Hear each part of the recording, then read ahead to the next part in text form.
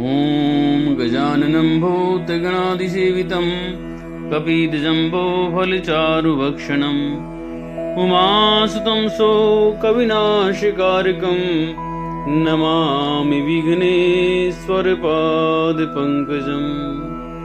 शान्ताकारं भुजगशयनं पद्मनाभं सुरेशं विश्वाधारं गगनसदृशं मेघवर्णं शुभांगं लक्ष्मीकान्तं कमलनयनं योगिभिर्दानगम्यं वन्दे विष्णुं भवहरं सर्वलोकैकनाथम्।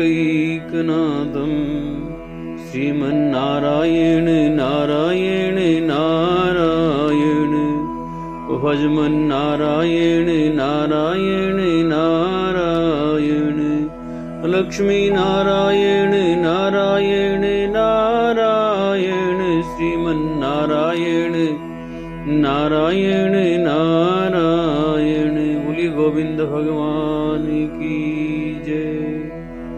कहा जाता है कि यदि पाप मोचनी एकादशी की कथा का श्रवण न किया जाए तो व्रत अधूरा माना जाता है। यही कारण है कि भक्त पूजा के बाद इस कथा को अवश्य सुनते या पढ़ते हैं। हिंदू धर्म में एकादशी का व्रत भगवान विष्णु की पूजा के लिए बहुत ही महत्वपूर्ण माना जाता है। साल भर में आने वाली हर एकादशी का अपना अलग महत्व होता है। चैत्र महीने के कृष्ण पक्ष में पड़ने वाली एकादशी को पाप मोचनी एकादशी कहा जाता है। हिंदू पंचांग के अनुसार चैत्र कृष्ण एकादशी तिथि 14 मार्च की सुबह 8:10 से शुरू होकर 15 मार्च की सुबह 9:16 तक रहेगी। उदया तिथि के अनुसार इस बार पाप मोचनी एकादशी का व्रत 15 मार्च रविवार के दिन रखा जाएगा। मान्यता है कि इस दिन श्रद्धा और नियम से व्रत करने से व्यक्ति के जाने अनजाने में हुए पापों का नाश हो जाता है और जीवन में सुख शांति समृद्धि आती है। धार्मिक मान्यता के अनुसार इस व्रत में पूजा पाठ के साथ कथा सुनना या पढ़ना भी उतना ही जरूरी माना गया है। कहा जाता है यदि पाप मोचनी एकादशी की कथा का श्रवण न किया जाए तो व्रत अधूरा माना जाता है। यही कारण है कि भक्त पूजा के बाद इस कथा को अवश्य सुनते या पढ़ते हैं। पाप मोचनी एकादशी की व्रत कथा। पुराणिक कथा के अनुसार भगवान श्री कृष्ण ने पाप मोचनी एकादशी की कथा अर्जुन को सुनाई थी। यह कथा तपस्वी मेधावी ऋषि की है। प्राचीन समय में चैत्ररथ नाम का एक सुंदर वन था। उस वन में हमेशा बसंत ऋतु का आनंद रहता था और तरह तरह के फूल खिले रहते थे। उसी वन में मेधावी नाम के एक ऋषि तपस्या किया करते थे। वे भगवान शिव के परम भक्त थे और गहरी साधना में लगे रहते थे। एक दिन गंधर्वों के राजा चित्ररथ अपनी अप्सराओं के साथ वहां आए। उन अप्सराओं में मंजू घोष नाम की एक अप्सरा की नजर मेधावी ऋषि पर पड़ी। मंजू घोषा ने अपनी सुंदरता और मधुर संगीत से ऋषि को आकर्षित करने का निश्चय किया।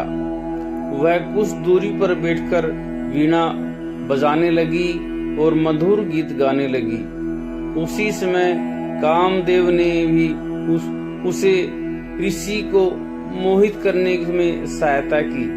धीरे धीरे मंजू घोषा के संगीत और रूप को देखकर ऋषि मेधावी का मन विचलित हो गया। वे अपनी तपस्या भूल गए और उसके साथ रहने लगे। समय बीतता गया और उन्हें इसका एहसास भी नहीं हुआ। काफी समय बाद जब मंजू घोषा ने स्वर्ग लौटने की अनुमति मांगी, तब ऋषि को पता चला कि 57 वर्ष बीत चुके हैं। यह जानकर उन्हें बहुत क्रोध आया। उन्होंने गुस्से में आकर मंजू घोषा को श्राप दे दिया कि वह पिशाचिनी बन जाएगी। श्राप सुनकर मंजू घोषा बहुत दुखी हो गई और ऋषि से क्षमा मांगने लगी। उसने विनती की कि उसे इस श्राप से मुक्त होने का कोई उपाय बताएं। तब ऋषि मेधावी का क्रोध शांत हुआ और उन्होंने कहा कि यदि वह चैत्र मास की कृष्ण पक्ष की एक पाप मोचनी एकादशी का व्रत रखेगी तो उसे इस श्राप से मुक्ति मिल जाएगी। इसके बाद ऋषि मेधावी भी अपने पिता चमन ऋषि के पास गए और अपने पाप का प्रायश्चित पूछा। उनके पिता ने भी उन्हें पाप मोचनी एकादशी का व्रत करने की सलाह दी। दोनों ने श्रद्धा और नियम के साथ इस एकादशी का व्रत किया। व्रत के प्रभाव से मंजू घोषा को पिशाचिनी योनि से मुक्ति मिल गई और वह फिर से अपने सुंदर रूप में स्वर्ग चली गई। वहीं ऋषि मेधावी के पाप भी नष्ट हो गए। धार्मिक मान्यता है कि जो व्यक्ति श्रद्धा से यह व्रत करता है और इसकी कथा सुनता है, उसे भगवान विष्णु की कृपा प्राप्त होती है और जीवन के सारे कष्ट दूर हो जाते हैं। बोलिए विष्णु भगवान की जय।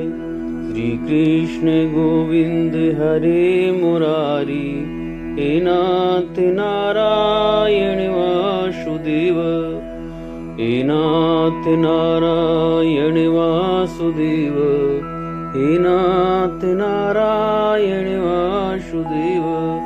श्री कृष्ण गोविंद हरे मुरारी, हे नाथ नारायण वासुदेव, हे नाथ मेरी यही प्रार्थना है, हे नाथ मेरी यही प्रार्थना है। भूलो न नाम कभी तुम्हारा। बोलिए गोविंद भगवान की जय।